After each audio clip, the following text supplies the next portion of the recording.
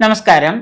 1202 ആണ്ട് ചിങ്ങമാസം 1 മുതൽ 1202 കർക്കിടക മാസം 31 അതായത് 2026 ഓഗസ്റ്റ് 17 മുതൽ 2027 ഓഗസ്റ്റ് 17 വരെയുള്ള ഒരു വർഷക്കാലം 12 മാസക്കാലത്തെ ഗുണദോഷ സമ്മിശ്ര ഫലങ്ങൾ എന്തൊക്കെയാണെന്ന് നമുക്ക് നോക്കാം.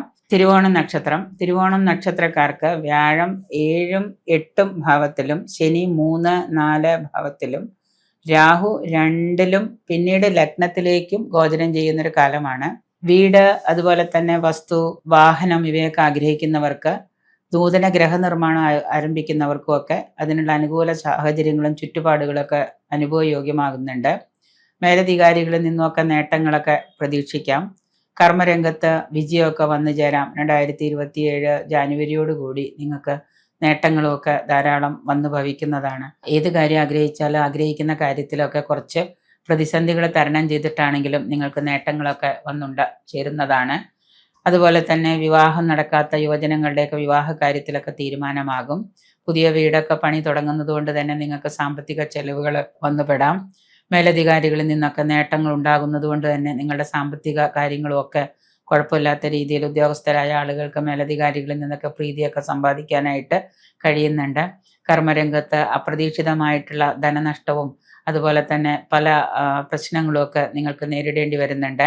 സ്വജനങ്ങളുമായിട്ടുള്ളവർക്ക് ദേഹാരിഷ്ടതകളോ പ്രവൃത്തി മേഖലയിൽ തടസ്സവും താമസവും ഒക്കെ വന്നുപെടാം. വർഷമധ്യത്തോടുകൂടി ധാരാളം പ്രതിസന്ധികളെയൊക്കെ നിങ്ങൾ തരണം ചെയ്തിട്ട് മാത്രമേ നിങ്ങൾക്ക് മുന്നോട്ട് പോകാൻ കഴിയുള്ളൂ.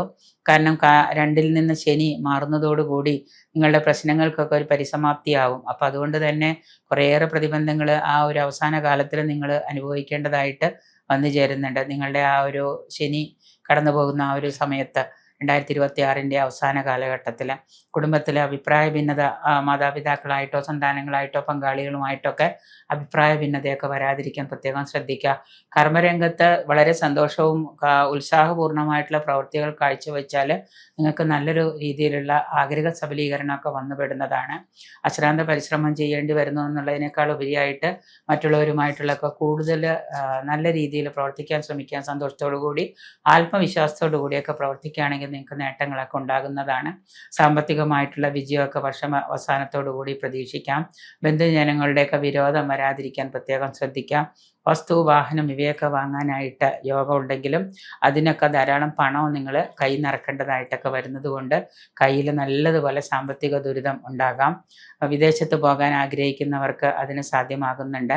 അതിന് സാധ്യമാകുന്നതോടൊപ്പം തന്നെ വിദേശത്ത് തൊഴിൽ നഷ്ടപ്പെട്ട് നിൽക്കുന്നവർക്ക് തൊഴിൽ അവിടെ തന്നെ തൊഴിൽ കിട്ടാനും ഒക്കെ, ഇപ്പോൾ തൊഴിൽ തീർന്ന നാട്ടിലേക്ക് വരണം എന്ത് ചെയ്യണമെന്ന് അറിയാതിരിക്കുന്നവർക്ക് അവിടെ തന്നെ ചെറിയ തൊഴിലിൽ പ്രവേശിക്കാനൊക്കെ സാഹചര്യങ്ങൾ ഉണ്ടാകുന്നുണ്ട്. വിശ്വസ്തരായിട്ടുള്ള സുഹൃത്തുക്കളുടെ സഹായത്തോടെ ആഗ്രഹ സബലീകരണങ്ങളൊക്കെ നടപ്പിലാവുന്നതാണ്. ചെറുകിട സംരംഭങ്ങളൊക്കെ തുടങ്ങാനായിട്ട് ആഗ്രഹിക്കുന്നവർക്ക് അത് സാധ്യമാകും. രാഷ്ട്രീയ രംഗത്തിലുള്ളവർക്കൊക്കെ ധാരാളം വെല്ലുവിളികളെ നേരിടേണ്ടി വരുന്നതും അംഗീകാരവും പ്രശസ്തിയൊക്കെ ലഭ്യമാകുന്നതുമാണ്. വർഷാവസാനം ധനവർദ്ധനവിലുള്ള കാര്യങ്ങൾ നടപ്പിലാക്കുന്നതുകൊണ്ടും ആത്മവിശ്വാസവും കഠിന പരിശ്രമവും മൂലം ഈ ഒരു വർഷം നേട്ടങ്ങളുടെ ഒരു കാലയളവ് തന്നെയായിരിക്കും. എന്നാലും നിങ്ങൾ ചെയ്യുന്ന പ്രവർത്തികളിലൊക്കെയുള്ള പ്രശ്നങ്ങളെയൊക്കെ തരണം ചെയ്ത് നല്ല രീതിയിലുള്ളൊരു വിജയം നിങ്ങൾക്ക് കാഴ്ചവെക്കാനായിട്ട് ഈ വർഷം സാധിക്കുന്നതാണ്. കൂടുതൽ ഗുണാനുഭവങ്ങൾക്കായിട്ട് ശാസ്താവിന് വഴിപാട് ചെയ്യുക, മഹാദേവനെ ജലധാര വഴിപാടായിട്ട് ചെയ്യുക.